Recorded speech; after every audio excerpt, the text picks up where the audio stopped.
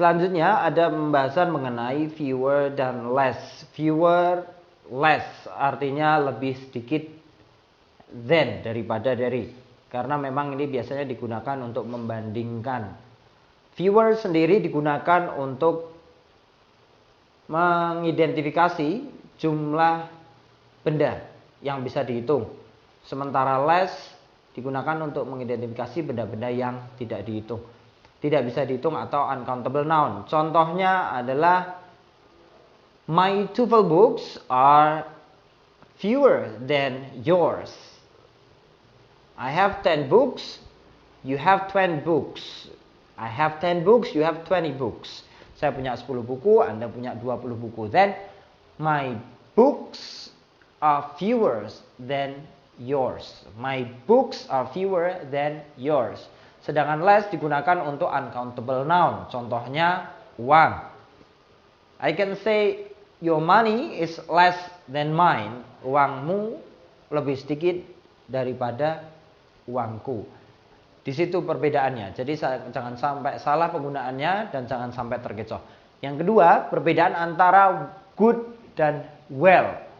Good di sini adalah adjective, sementara well adalah sebagai kata keterangan.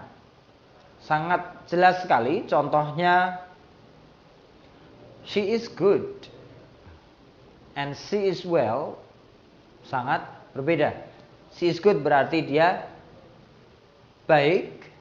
She is well mungkin dia bisa berarti dia sehat.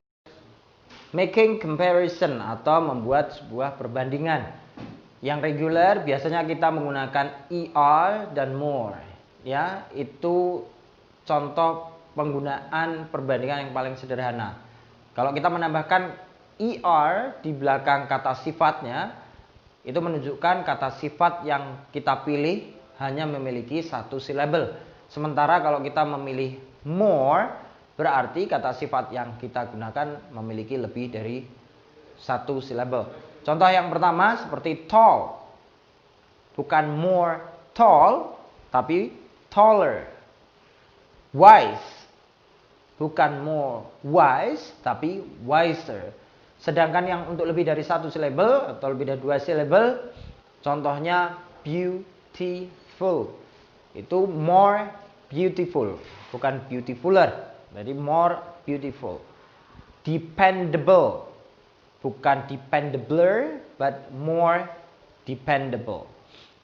Sedangkan superlatif atau bentuk paling. Kalau tadi membandingkan satu lebih baik atau satu lebih kurang dari yang lainnya. Yang superlatif ini menunjukkan yang paling. Bisa paling baik, bisa paling buruk, bisa paling dari paling-paling yang lain. Ya, kita bisa menggunakan est di akhir kata sifat yang kita pilih.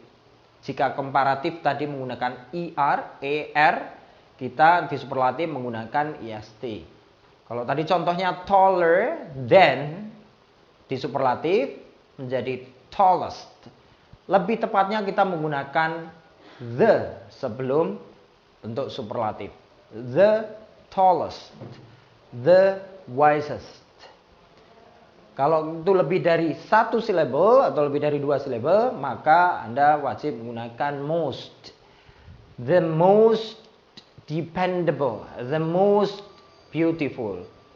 Jika Anda pernah mendengar ada satu silabel atau dua silabel justru menggunakan bentuk er atau bentuk est, maka kata sifat tersebut adalah termasuk kata sifat pengecualian.